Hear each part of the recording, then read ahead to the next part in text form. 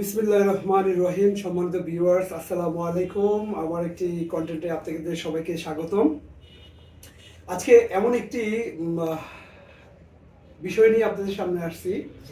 সেই বিষয়টি হচ্ছে মুসলিম জাতির জন্য, মুসলিম উম্মার জন্য সবচেয়ে গুরুত্বপূর্ণ একটি বিষয়। সমাজে প্রচলিত আছে রাসূল সাল্লাল্লাহু আলাইহি ওয়াসাল্লাম যেই দিন জন্মগ্রহণ করেছেন এবং একই দিনে আবার ওফাত লাভ করেছেন।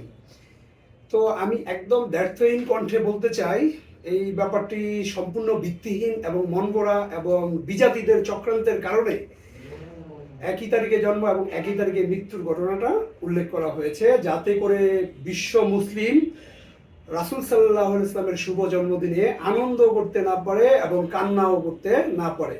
এর কারণ হলো, যদি একই দিনে জন্মগ্রহণ করেন এবং একই দিনে মৃত্যুবরণ করেন, তাহলে কি সকালে আমরা আনন্দ করব এবং বিকালে কান্না করব? ব্যাপারটা হয়ে গেছে এরকম, যাতে একটা মুসলিম বিশ্বে মুসলিম জাতির জন্য একটা হাস্যকর বিষয় হয়ে দাঁড়িয়েছে। তো আমি শুরুতেই একটু বলে নেই, বালাগালুলা বিকামালিহি কাশাবাতু জাবি জামালিহি হাসানাতু জামিউ কিসালিহি সাল্লু আলাইহি ওয়া আলিহি সাল্লামু ইয়া কাওমু বাল সাল্লু আলা সাদ্দিল আমিন মুস্তাফা মা জাইল্লা রাহমাতাল লিল আলামিন। সম্মানিত ভিউয়ার্স, সম্মানিত মুসলমান বৃন্দ এবং আমার শুভাকাঙ্ক্ষীগণ, আপনাদেরকে আগেই বলে রাখি, এই আলোচনাটা খুবই গুরুত্বপূর্ণ একটি আলোচনা। এবং আমি আরো একটু দ্ব্যর্থহীন কণ্ঠে বলতে চাই, আমি কোনো মুফতি নই এবং ইসলামিক গবেষক নই। আমি একজন রাসূল প্রেমিক এবং একজন আহলে বায়াত প্রেমিক এবং আমি একটু রাসূল সাল্লাল্লাহু আলাইহি ওয়াসাল্লামের ব্যাপারে একটু বেশি না বলবো, রাসূল সাল্লাল্লাহু আলাইহি ওয়াসাল্লামকে আমি অনেক বেশি ভালোবাসি, যার কারণে রাসূল সাল্লাল্লাহু আলাইহি ওয়াসাল্লামকে জন্মদিনকে কেন্দ্র করে সবসময় আমার আবেগ অনেক বেশি কাজ করে। তো মহামানবদের জন্ম ওফাত দিবস জগৎবাসীর জন্য রহমত এবং বরকতের দিন। তাই এই দিনে রাসূল পাক সাল্লাল্লাহু আলাইহি ওয়াসাল্লামের রুহানি কদম মোবারকে জানাই লাখো কোটি সালাম ও কদম বর্ষি। আমি প্রশ্নে আসি, রাসূল সাল্লাল্লাহু আলাইহি ওয়াসাল্লামের জন্মদিন পহেলা রবিউল আউয়াল এবং ওফাত দিবস হচ্ছে 12ই রবিউল আউয়াল। এটা চিরন্তন সত্য। এখানে এটাকে অন্যভাবে কোনোভাবে বিশ্লেষণ করে প্রমাণ করার সুযোগ নেই যে একই দিনে জন্মগ্রহণ করেছেন এবং একই দিনে মৃত্যুবরণ করেছেন। আমি এখানে আজকে যে ব্যাপারগুলো নিয়ে কথা বলবো, এখানে একটা কোরআনের আয়াত বলবো এবং বিভিন্ন তাফসিরের দলিলগুলো দিব এবং ইতিহাস দিয়ে আজকে আমি আলোচনা করে প্রমাণ করব 12ই রবিউল আউয়াল রাসূল সাল্লাল্লাহু আলাইহি ওয়াসাল্লামের শুভ জন্মদিন এবং পহেলা রবিউল আউয়াল রাসূল সাল্লাল্লাহু আলাইহি ওয়াসাল্লামের ওফাত দিবস। কোরআনে উল্লেখ আছে, আজ আমি তোমাদের ধর্মকে পূর্ণত্ব প্রদান করলাম এবং আমার নেয়ামত পরিপূর্ণ করে দিলাম এবং ইসলামকে একমাত্র ধর্ম হিসেবে কবুল করে নিলাম। এটা সূরা মায়েদা আয়াত নাম্বার 3। এই প্রসিদ্ধ আয়াতখানি হিজরির 10ম বর্ষের 9 জিলহজ তারিখে আরাফার ময়দানে অবতীর্ণ হয়। এই আয়াত অবতীর্ণ হওয়ার স্থান, দিন, তারিখ ও সময় নির্দিষ্ট হওয়ায় এই তারিখকে হযরত রাসূল সাল্লাল্লাহু আলাইহি ওয়াসাল্লামের ওফাতের তারিখ নির্ণয়ের জন্য নির্ভরযোগ্য ভিত্তি হিসেবে গণ্য করা যায়। বিখ্যাত সাহাবী হযরত আব্দুল্লাহ ইবনে আব্বাস রাদিয়াল্লাহু বলেন, এই আয়াত 10ম হিজরির 9 জিলহজ তারিখে নাজিল হয়। এরপর রাসূল সাল্লাল্লাহু আলাইহি ওয়াসাল্লাম মাত্র 81 দিন পৃথিবীতে জীবিত ছিলেন।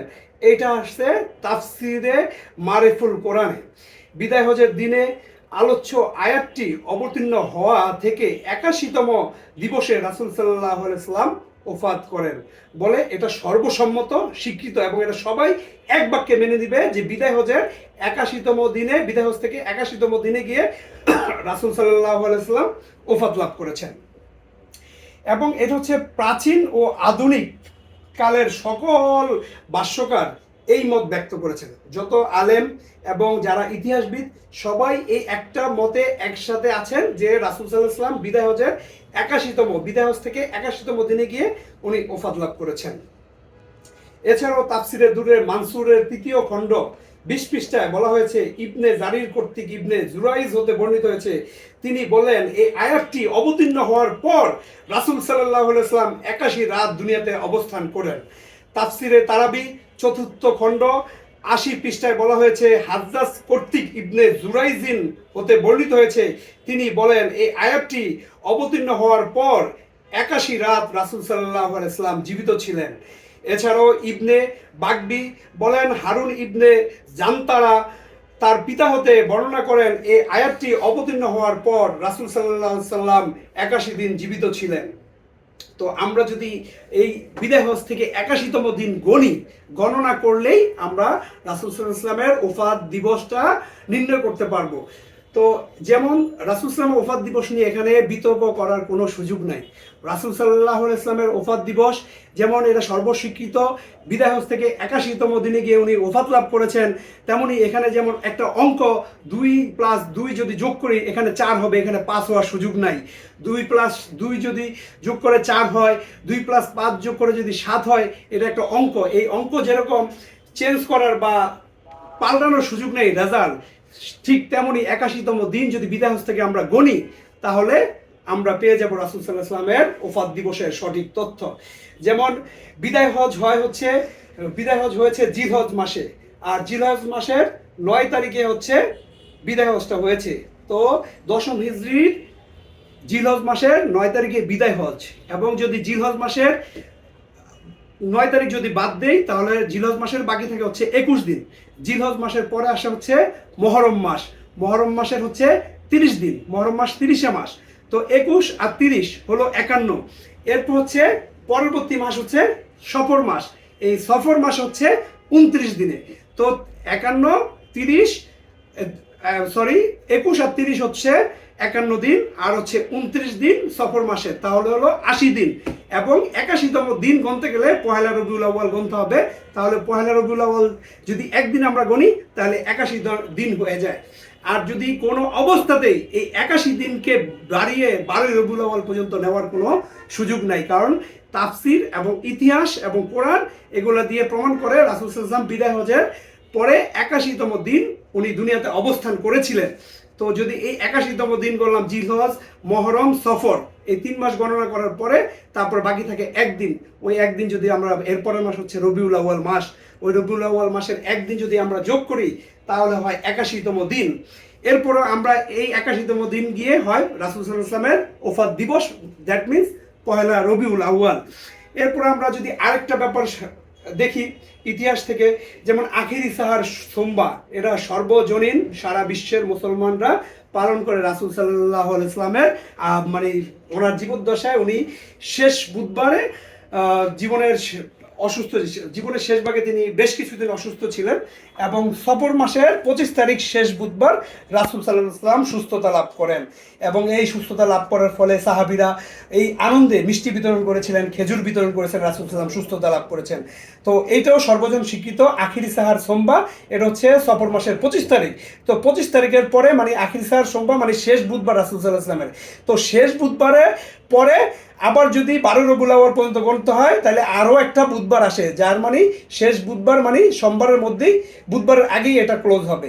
তো সেই ইতিহাস দিয়েও এখানে প্রমাণ হয় যে রাসূল সাল্লাল্লাহু আলাইহি ওয়াসাল্লাম সফর মাসের 25 তারিখের পরে আর কোনো বুধবার উনি জীবনে পান নাই।